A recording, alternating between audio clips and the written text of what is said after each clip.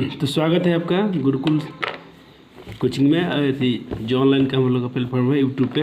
आप देखिए हम लोगों ने सीरीज़ क्या किया चालू किया था, ऑब्जेक्टिव सीरीज मैथ में, और हिंदी का और संस्कृत का हम लोग पूरा सब कुछ देख रहे हैं। उसमें सब्जेक्टिव ऑब्जेक्टिव पूरा चैप्टर बाय चैप्टर चल रहे हैं। तो अभी मैं सिर्फ संस्कृत पे फोकस कर रहा हूँ कि उसमें हम लोग 8-9 पाठ तक पहुँच गए हैं। उसका जल्दी से जल्दी ख़त्म कर लेते हैं, फिर हिंदी वाले का काम तमाम किया जाएगा। और आप एंजॉय करते होंगे वीडियो। अगर आप एक बार मेरा वीडियो देखते होंगे तो आपको ऑब्जेक्टिव और सब्जेक्टिव क्वेश्चन वहीं क्लास पीरियड में ही याद हो जाते होंगे। सिर्फ आपको एक छोटी सी मेहनत करनी होती है, उसके आप नोट्स बना लेंगे, क्योंकि नोट्स बहुत उपयोगी होता है कभी फ्यूचर में फिर दोबारा पढ़ने के लिए या रिवीजन के लिए। वैसे वीडियो भी आप बार बार देख सकते हैं। चलिए मैं देखिए 2019 का, जब हम 2018 तक लेकर हमने ऑब्जेक्टिव कर लिया है, आज 2019 में करेंगे। एक मेरे पास पेपर भी है जो सी सेट का है, लेकिन इसमें क्वेश्चन इधर उधर होते हैं, लेकिन जो क्वेश्चन इसमें है वही क्वेश्चन बैंक में भी है। सिर्फ फर्क यही है कि क्वेश्चन इसमें अगर यहाँ एक पर है तो उसमें दूसरे नंबर पे है, तो क्योंकि सेट होता है ना, सेट अलग अलग होता है, लेकिन क्वेश्चन वही होता है सेम। तो आपके पास कोई भी सेट हो, आप सेम 2019 का प्रथम पाली में आइएगा, आपका वही करा रहा हूँ मैं। 2019 का फर्स्ट सिटिंग का मैं आपको ऑब्जेक्टिव का डिस्कशन करा रहा हूँ। ठीक है, चलिए चलते हैं पहले क्वेश्चन के पास। जल्दी करते हैं कि 2 पार्ट में भी इसको भी कर लेंगे, क्योंकि 50 क्वेश्चन करना है तो वीडियो लंबा ना हो ज़्यादा। आप एक बार सेशन को जरूर लाइक कीजिएगा। आपको थोड़ी सी भी मेहनत मेरी दिखती होगी और आपको मेरी पढ़ाई थोड़ा सा भी समझ में आता होगा, तो आप वीडियो को थोड़ा लाइक और शेयर जरूर करेंगे, और सब्सक्राइब जरूर से जरूर कीजिएगा, क्योंकि आने वाले वीडियो आपको मिलते रहेंगे इसमें कंटिन्यू। फिर हम लोग 2022 में जब चालू करेंगे सेशन, तो उसमें पूरा फाउंडेशन बैच पढ़ेंगे, 0 से पढ़ेंगे। अभी फिलहाल हम लोग का टारगेट क्या है, एग्जाम में अच्छा मार्क्स लाना है 2022 वाले में, क्लास 10th के लिए। चलिए, तो पहला नंबर सूत्र से ही शुरुआत हो गया। चलिए श्री गणेशाय करते हैं। तो पहला ही क्वेश्चन आपके लिए बहुत शानदार आ गया। सूत्र है, तो देखिए 10 का सूत्र होता है साइन बटा कॉस। ये साइन बटा कॉस किसका होता है, 10 का। तो इसमें अब 10 तो पूछा नहीं है, तो इसका 10 होता है। ये होता है कॉट का, कॉस इसी का उल्टा, कॉस ऊपर साइन नीचे, तो 10 का हो गया। 1 बटा साइन आपका हो जाता है 1 बटा साइन होता है कोसेक, 1 बटा सेक होता है कॉस होता है, क्या होता है कॉस। 1 बटा साइन होता है ना, तो कोसेक हो जाता है। ठीक इसी प्रकार इस सारे सूत्र को आप याद रखिएगा, तो इसका आंसर बी हो जाएगा। चलिए दूसरा प्रश्न देखते हैं। बोल रहा है कि x इतना का क्या हल है। तो इसको देखिए आप इस पे तोड़िएगा a1/a2 पे। तो देखिए a1 का मान यहाँ x, देखिए ये आपका a1 हो गया, तो ये आपका a2 हो जाएगा, ये b1 तो ये b2। चलिए मैं फिर समझाता हूँ बोर्ड पे लिख के। देखिए गुरु इसमें भी है, ओरिजिनल जो पेपर होता है आपका मैथ का, इसमें भी है सेट में, इसमें भी यही क्वेश्चन 2 ही नंबर पे है। ठीक है, यही ओरिजिनल क्वेश्चन है आपका। देखिए एक बार हिंदी में लिखा होता है, एक बार इंग्लिश में होता है क्वेश्चन। ठीक है, तो इसको हम बनाते हैं। देखिए आपका ये वाला a1 a2 होता है, तो a1 का मान क्या हो जाएगा, कुछ नहीं है x के गुणांक में, तो 1। a2 का मान चेक करते हैं, तो यहाँ x के गुणांक में क्या है -3, तो ये a2 का मान हो गया। b1 का मान चेक करते हैं, यह है 2 है। b2 का मान चेक करते हैं, क्या है -6 है। ये कट जाएगा, 2 का 2 और 2 3 6, यानी अभी तक a1/a2 और b1/b2 का मान बराबर आ रहा है। अब c1/c2 चेक करते हैं। c1 का मान 5 और c2 का मान कितना है 1। c1 का मान 5, c2 का मान 1। यहाँ आके गड़बड़ हो गया। देखिए a1/a2, ये फार्मूला क्या बन गया कि a1/a2 बराबर आ गया था b1/b2 but not equal c1/c2। ये फार्मूला क्या होता है, इसका कोई हल नहीं होता है। क्या होता है, इसका कोई हल नहीं होता है। इसको देखिए तीनों सूत्र पर याद कर लेंगे। ठीक है, इसका कोई हल नहीं होता है। अगर ऐसा कंडीशन आता है a1/a2 बराबर b1/b2 अब बराबर c1/c2, सभी पद बराबर आ जाते हैं, तो इसका हो जाता है अपरिमित रूप से अनेक हल। अगर कंडीशन ऐसा बन जाता है a1/a2 नॉट इक्वल b1/b2, तो इसका हो जाता अद्वितीय हल। क्या होता, अद्वितीय हल। ये सारे रिपीट क्वेश्चन है। तो चलिए ऑप्शन ए अद्वितीय हल है, तो उसके लिए फार्मूला ये होता है ऐसा कंडीशन में। ऑप्शन बी में क्या है, अनंत हल। उसके लिए कंडीशन क्या होता है, a1/a2 b1/b2 c1, सभी पद बराबर इसका आ जाए, तीनों का बराबर जाए। और ऑप्शन सी है कोई हल नहीं, उसके लिए ये कंडीशन होता है a1/a2 b1/b2 दो बराबर आएगा, लेकिन तीसरा नहीं बराबर है, ये दोनों बराबर ना हो। देखिए यहाँ 1/3 है, यहाँ 5/1 है, बराबर नहीं है। लेकिन देखिए यहाँ a1 1/-3 और 1/-3, ये दोनों बराबर थे, लेकिन ये बराबर नहीं है, तो इसके लिए आंसर हो जाएगा कोई हल नहीं। अगला प्रश्न देखते हैं। चलिए मैं आपको कभी कभी बताता हूँ कि आप कौन कौन से क्वेश्चन छोड़ सकते हैं किसको। देखिए अभी तक छोड़ने वाला कोई भी क्वेश्चन नहीं है। ये भी सूत्र था, ये भी सूत्र है, और ये भी आसान सवाल, इसको तो आप जरूर से बनाइएगा। देखिए इसमें दिया है कि 2 बेलन की त्रिज्या, चलिए हम मान लेते हैं 2 बेलन की त्रिज्या, एक को r1 और एक को r2, तो दोनों की ऊंचाई भी अलग मान लेते हैं, एक का h1 और एक का h2। चलिए लिखते हैं। तो r1 कितना हो जाएगा हमारा, r1 का मान 2 हो जाएगा, r1 का मान 2, तो r2 का मान कितना हो जाएगा 3, दिया है क्वेश्चन में। चलिए H1 का अनुपात क्या दिया है, पहला ऊंचाई 5 दिया है, दूसरे का 3, यानी पहले की ऊंचाई 5 और दूसरे की ऊंचाई 3। तो पूछा है दोनों बेलन के आयतनों का अनुपात क्या होगा। तो बेलन का आयतन क्या होता है, पाई आर स्क्वायर एच। अनुपात पूछा है तो भाग देते हैं दूसरे वाले बेलन से, पाई आर स्क्वायर एच। हम लोग पहचानने के लिए पहले वाले में 1 लिखते हैं, दूसरे वाले को 2 लिखते हैं। अब मान बैठाते हैं, ये पाई से पाई खत्म हो गया। R1 का स्क्वायर, R1 का मान कितना है 2, तो 2 का स्क्वायर कितना होगा सॉरी 4। तो गले में प्रॉब्लम है, सर्दी जुकाम है थोड़ा। और H1 का मान क्या है 5। R2 का स्क्वायर, R2 का मान क्या है 3, तो 3 के 9 इंटू में H2 का मान क्या है 3। अब देखिए 4 5 20, 4 5 20, 3 के 9 3 27, तो 20/27 आया, यानी 20/27 आया।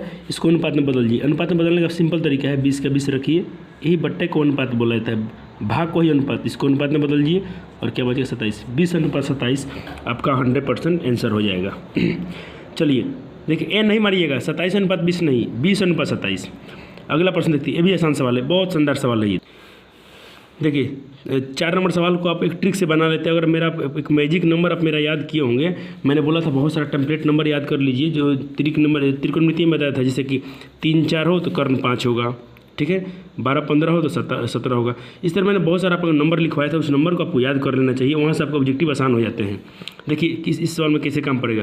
जैसे बोला कि वृत्त के केंद्र से, बोला कि वृत्त के केंद्र से चलिए 13 सेंटीमीटर दूर पर, 13 सेंटीमीटर दूर पर पी से मतलब ये कितना है 13 सेंटीमीटर दूर बिंदु पी से खींची गई स्पर्श रेखा, चलिए यहाँ से स्पर्श रेखा खींचते हैं।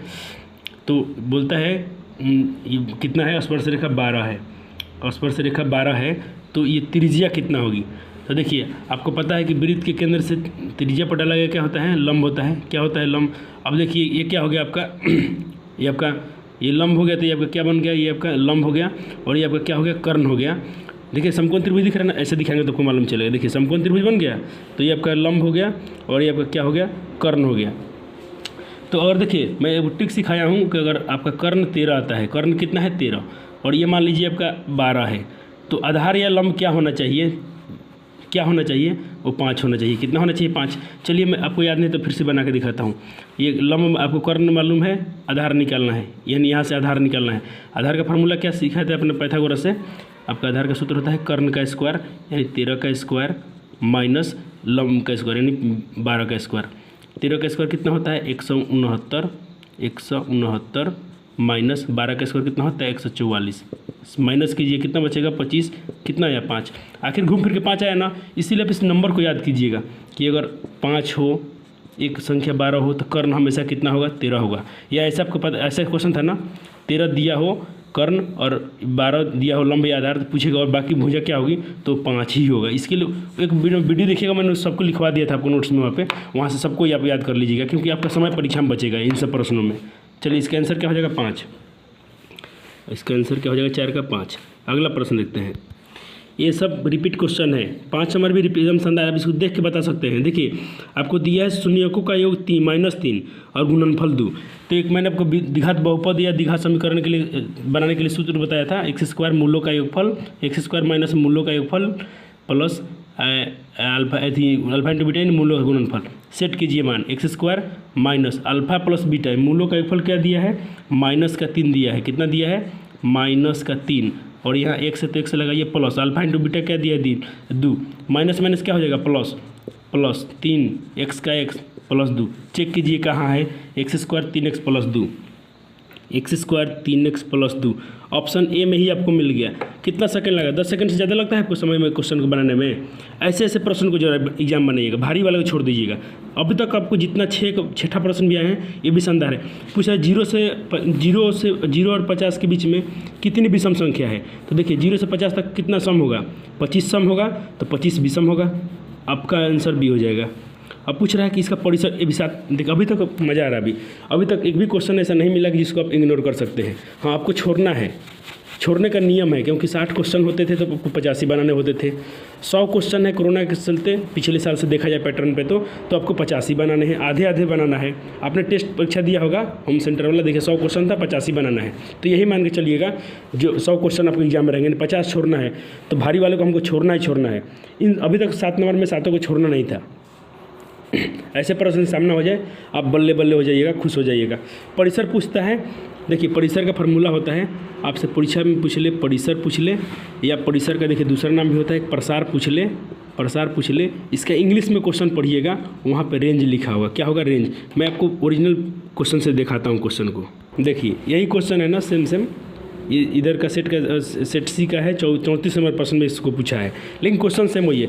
देखिए आप इंग्लिश में, देखिए मैं जब भी बोलता हूँ बच्चे को, आप साइंस और मैथ को आप इंग्लिश में ज़्यादा पढ़ें इसको, क्योंकि ये आपके आने वाला, अभी सिर्फ 10th क्लास में है, जैसे आप 11th या 12th में जाएंगे आपका इंग्लिश वहाँ कंपलसरी हो जाता है, और आपको इंग्लिश में क्वेश्चन को समझना चाहिए। देखिए क्या लिखा है? रेंज।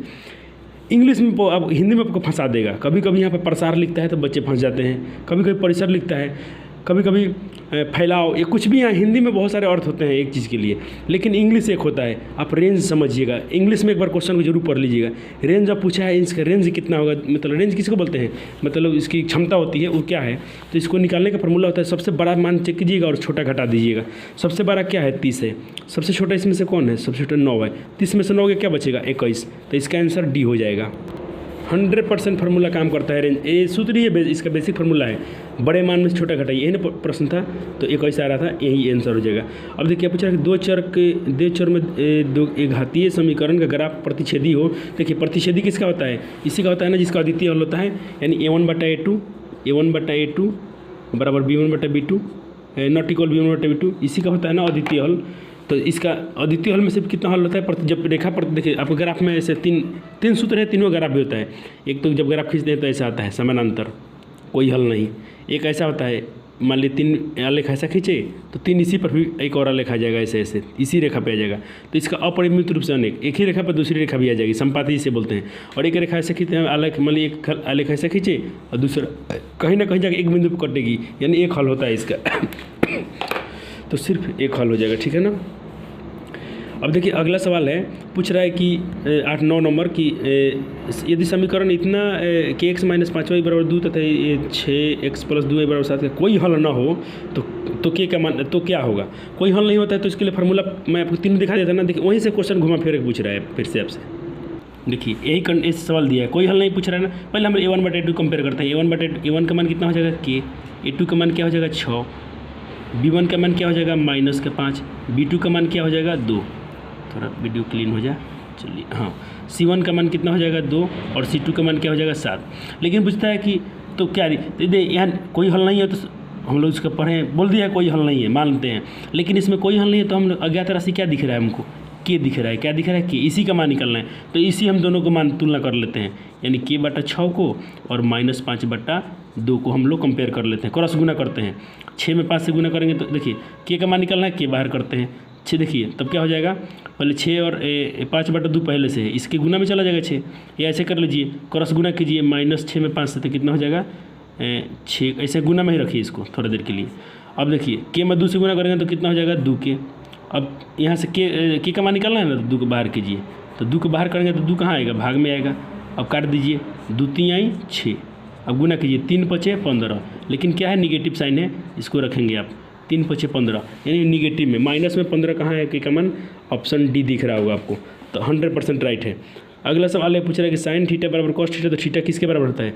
यानी आपसे देखिए ऐसा पूछना चाहिए कि साइन और कॉस में थीटा का मान कहाँ पे बराबर होता है? तो साइन 45 डिग्री पे चेक कीजिएगा, साइन 45 का भी मान और कॉस 45 का मान दोनों जो होता है सेम होता है, तो ऑप्शन क्या हो जाएगा? ए हो जाएगा। उसको तो आप याद कीजिए, बहुत बार बोला हूँ, ये फार्मूला फिर पूछ दिया, sine square theta plus cos square theta बराबर 1 होता है।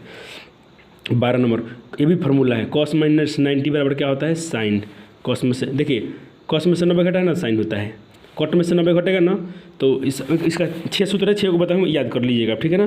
तो इसका क्या हो जाएगा, मैं ऑप्शन कॉस में से 90 घटाए तो साइन होगा। मैं सारे सूत्र को जो शुरुआती की मेरी वीडियो आप देखिएगा, आप जरूर से देखिएगा। अगर आप नए आ रहे हैं, इस पहली बार इस वीडियो को देख रहे हैं, तो मैं इससे आपसे एक बहुत बड़ी विनम्र आग्रह होगी कि आप पहले मेरा 2011 वाला वीडियो देखिए, फिर 12 का, 13 का, 14 का, 15 का, फिर आप यहाँ देखिए, तब आपको फायदा होगा। नहीं तो कोई आप तब इस वीडियो को मत देखिए। अगर आपको सिर्फ यही देखना है तो मत देखिए, इससे बेहतर है कि पूरा देखिए, वरना इसको छोड़ दीजिए। आप यहाँ से जा सकते हैं, क्योंकि अधूरा ज्ञान 20 के समान होता है। ज्ञान लीजिए तो पूरा परफेक्ट रखिए, जो आपके काम आए। अधूरा पढ़ेंगे कोई काम का नहीं होगा। तो थोड़ा सा कुछ करना नहीं, आप मेरे वीडियो के पूरे लिस्ट में जाइएगा, जो मेरे पास पूरा वीडियो दिख जाएंगे चैनल पे, वहाँ से आप मैथ वाला सेक्शन में जाइएगा, आपको संस्कृत के वीडियो दिखेंगे, वहाँ पे हिंदी के भी दिखेंगे। वैसे आपको अगर एग्जाम देना है सर, तो सब आपके लिए उपयोगी है, लेकिन फिलहाल अभी सिर्फ आपको मैथ पे टारगेट फोकस करना है। तो मेरा 11 से वीडियो देखिए, 2011 से देखिए, क्योंकि मैंने बहुत सारा सूत्र लिखवा भी दिया है वहाँ पर, कहीं कहीं पर वो आपको काम में आएंगे या आपको याद भी होंगे। देखिए ये शानदार सवाल है, 13 नंबर पूछा है कि x² - 2 के शून्यक हैं। देखिए बहुत एक लाइन का सवाल है, x² - 2 के शून्यक हैं। तो शून्यक है मतलब क्या, 0। अब मान निकालिए x², इसका मान निकालना है, स्क्वायर यह माइनस में 2 है, 0 के पास भेजिए तो प्लस का 2 हो गया। अब x का मान निकालिए तो 2 क्या बनेगा, रूट बनेगा। वर्गमूल चढ़ेगा किस पे, 2 पे। अब आप पता है ना कि वर्गमूल हमेशा धनात्मक और ऋण दोनों होती है, अर्थात x का मान क्या आया, एक बार रूट में 2 प्लस के साथ, तो रूट प्लस लिखते नहीं है, एक बार क्या आया माइनस के साथ, यानी दूसरा मान क्या आया, रूट में -2, यानी रूट में +2 और रूट में -2, रूट में +2 और -2।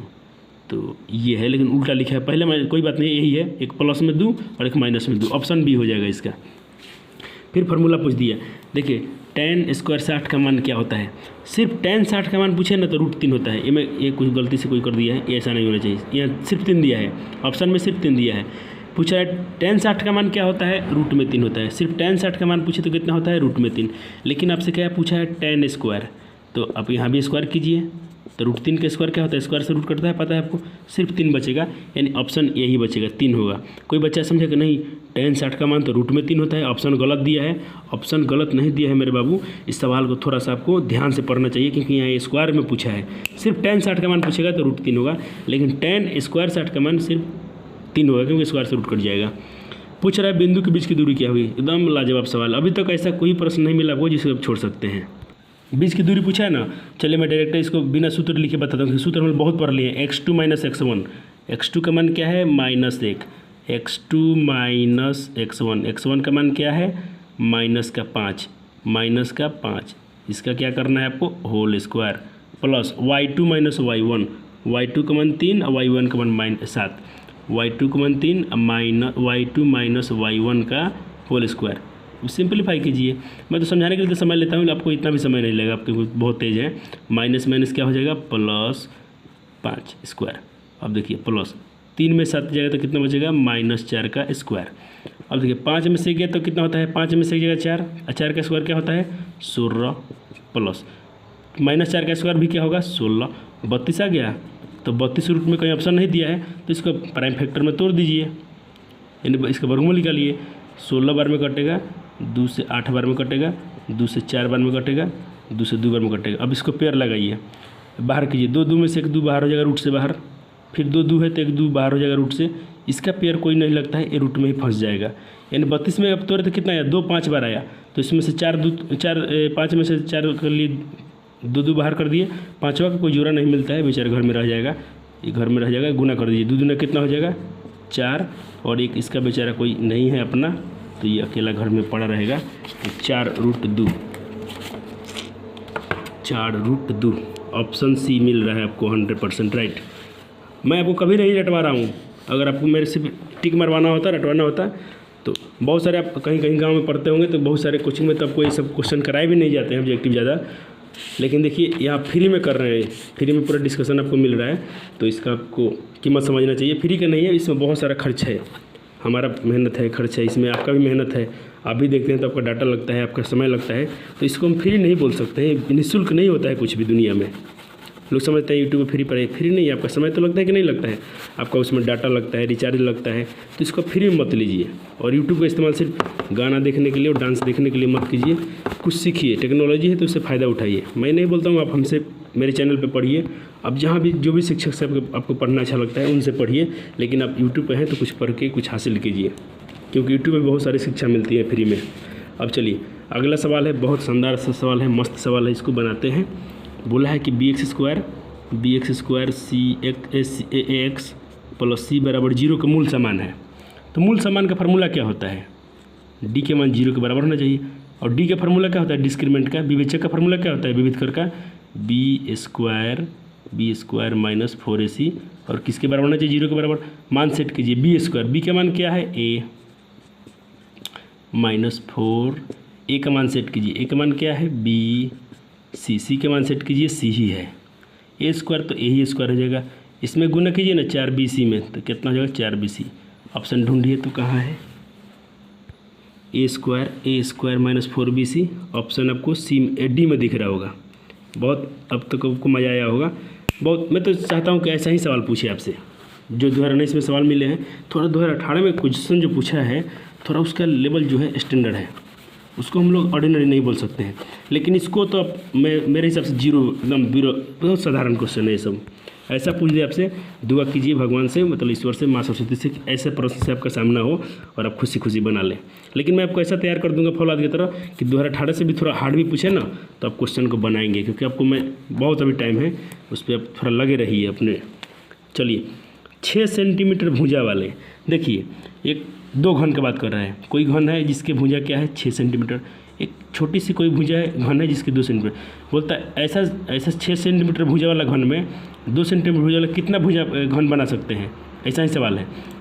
तो क्या होगा? इसके आयतन से इसको आयतन को भाग दीजिएगा, तो घन का आयतन क्या होता है? ए क्यू, यानी भुजा क्यू। तो 6 गुना 6, मैं शॉर्टकट बना रहा हूँ, गुना इसका आयतन, छोटे वाले का आयतन, बड़े का आयतन बटा छोटे का आयतन। सब्जेक्टिव बनाते तो हम ऐसे बनाते हैं, बड़े घन का आयतन बट्टे में छोटे घन के आयतन, घनों की संख्या बराबर।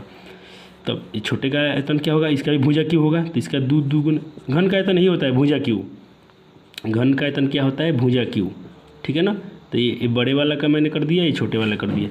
अब काटिए इसको, 2 3 6, 2 3 6 और 2 3 6, 3 के 9, 9 3 27। कितना सेकंड का काम है? 10 सेकंड से आपको ज़्यादा लगता है क्या इस सवाल को बनाने में? 27। Option D. निम्न में कौन सी घटना प्रायिकता नहीं हो सकती है? देखिए प्रायिकता का मान जो हो सकती है 0 से लेकर 1 के बीच में हो सकती है, तो नहीं हो सकती है लेकिन 0 से बड़ा। ये देखिए 0 छोटा है, भले 0 और 1 के बीच में है, 0 और 1 के बीच में है, परसेंट है तो भी 0 1 के बीच में है। लेकिन ये देखिए 0 और 1 से बड़ा है, 3.5, 3.5 हो गया, यानी 0 और 1 से बड़ा है 3.5। ऑप्शन ए नहीं हो सकता है, यही प्रायिकता का मान नहीं हो सकती है। और चलिए अगला सवाल भी शानदार, ये तो मैं करा सीखता हूँ, रिपीट सवाल है, खाली आपको थोड़ा सा घुमाया है। शायद 2018 में हम लोग किए हैं या 17 में क्वेश्चन मिला था ये वाला। पूछ रहा है, बोल रहा है एक वृत्त के बाह्य बिंदु से, कोई बाह्य बिंदु से एक स्पर्श, मान लीजिए बाह्य बिंदु P से, बोलता है एक स्पर्श रेखा की लंबाई कितनी है? मान लीजिए इसको ए बोलता है, ये 4 है। तो पूछ रहा है कि इसी बिंदु से दूसरी स्पर्श रेखा की लंबाई कितनी होगी? मान लीजिए इसकी ये P भी पूछ रहा है। तो मैं बताया था ना आपको थ्योरी में कि वृत्त की बाह्य बिंदु से खींची गई स्पर्श रेखा की जो लंबाई होती है आपस में क्या होती है? समान होती है, बराबर होती है। तो जब ये 4 होगा तो ये भी 4 ना होगा भाई, ये भी 4 होगा। कुछ सवाल पूछा नहीं, खाली आपको कन्फ्यूज किया है। अगर पी 4 हो तो पी भी 4 होगा, क्योंकि भुजा की जो स्पर्श रेखा की लंबाई होती है बाह्य बिंदु से बराबर होती है, समान होती है। ये देखिए 20 नंबर तो लॉलीपॉप पूछा है आपसे, -6 की मूल बिंदु से दूरी क्या होगी? मैंने क्या सिखाया था आपको, क्या पूछा है आपसे? रुकिए मैं इसको यही बता देता हूँ। यहीं पे आपसे पूछा है -6 और 8 से मूल बिंदु से दूरी। मैंने मूल बिंदु से दूरी सिखाया, कुछ करना नहीं है, दोनों का स्क्वायर कीजिए। 6 का स्क्वायर 36 और एक बिंदु क्या है 8, 8 का स्क्वायर कितना होता है? 8 8 64। जोड़िए 100 हो गया, 36 40 100 होगा शायद, हाँ 100 हो जाएगा। इसका वर्गमूल निकालिए, 10 हो जाएगा। वाह वाह, मज़ा आता है ना सवाल को बनाने में। आपको मैथ से प्यार हो जाएगा भाई, मैथ से नहीं, आपको सरस्वती माता से भी प्यार हो जाएगा। और आपसे एक बार इनसे प्यार हो गया, आपकी जीवन संवर जाएंगी, क्योंकि इनके प्यार में धोखा नहीं है। सभी गर्लफ्रेंड बॉयफ्रेंड के चक्कर में पड़िएगा, धोखा मिलेगा ही मिलेगा, लेकिन माँ सरस्वती के कदमों में आइएगा, यहाँ धोखा नहीं, सिर्फ प्रेम ही है और कुछ सिर्फ ज्ञान है इसे यहाँ पे। तो चलिए कितना नंबर सवाल हम लोग कर लिए थे अभी तक? ये देखिए, हाँ मध्य बिंदु का निकाले तो कितना आया था हमारा? 3 - 3। दो समरूप द्विभुज क्षेत्रफल का अनुपात दिया है, तो भुजा पूछ रहा है ना, तो क्षेत्र मैं बताऊँ, ध्यान सुनिए, क्षेत्रफल दिया है ना, भुजा पूछ रहे हैं, वर्गमूल निकाल दीजिए। 64 का वर्गमूल 8, 121 का वर्गमूल 11, तो 8 ऑप्शन ए राइट हो गया। अब देखिए सवाल एक खूब करेगा ना कि हमें घुमाएगा इसको। अब दे देगा दो समरूप त्रिभुज के भुजाओं का अनुपात इतना है, कर देगा इतना है, तो क्षेत्रफल कितना होगा, तो वापस इसका स्क्वायर कर दीजिए। 8 का स्क्वायर 64, 11 का स्क्वायर 121, ठीक है ना। और क्षेत्रफल दिया है तो वर्गमूल निकालना है, अब भुजा देगा तो स्क्वायर कर देना है। आयतन क्या होता है, शंकु का आयतन क्या होता है हमें याद नहीं है, आप इसका कर लीजिएगा। 24 नंबर हमको सूत्र याद नहीं है, हम सूत्र पढ़े लिखे नहीं हैं, ऐसे ही हमको कुछ आता है तो बताता हूँ आपको। आप इसको आप जानकार आदमी हैं, 24 नंबर का आंसर आप खुद कर लेंगे कि शंकु का आयतन क्या होता है।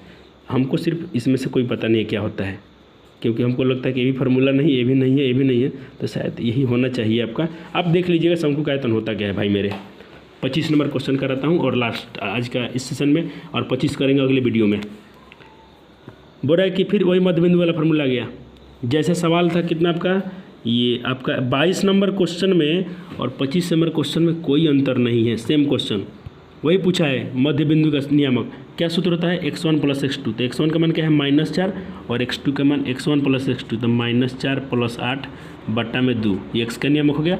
y के लिए नियामक क्या होता है, y1 + y2, तो y1 का मान क्या है 2 + 6, 2 + y2 का मान है 6 बट्टा 2। 8 में से 4 जाएगा तो बाबू मेरे 4 बचेगा और 6 2 8 हो जाएगा। तो इसको ओवर आइए, 2 चौका 8 और इसको काटिए 2 दूना 4, तो आपका 2 4 आता है। x का नियामक 2, y का नियामक 4, 2 4 आंसर खोजिए कहाँ है, 2 4 सी। तो चलिए मिलते हैं अगले वीडियो में, क्योंकि वीडियो लंबा हो जाए तो अपलोड करने में हमको समय लगेगा। आप उम्मीद करते हैं आपको वीडियो बहुत अच्छा लगा होगा और सेशन को पसंद आया होगा। इस सेशन को बहुत सारे जहाँ जिस प्लेटफॉर्म पर जुड़े हुए हैं, फेसबुक, इंस्टाग्राम, व्हाट्सअप, जहाँ भी आप रहते हैं, रहिए कम, लेकिन वहाँ शेयर ज़्यादा कीजिए इसको, ठीक है ना, क्योंकि सेहत के लिए वो सब आपके लिए, एग्जाम के लिए सब हानिकारक है। मैं नहीं बोलूँगा वहाँ पर जुड़िए, लेकिन कोई आपको जान पहचान कोई प्लेटफॉर्म पर जुड़ा है इंसान, व्हाट्सअप पे आप इसको शेयर कीजिएगा मेरे लिए, अपने बड़े भाई समझ के। थैंक यू, मिलते हैं अगले वीडियो में, तब तक के लिए गुड नाइट, शुभ रात्रि।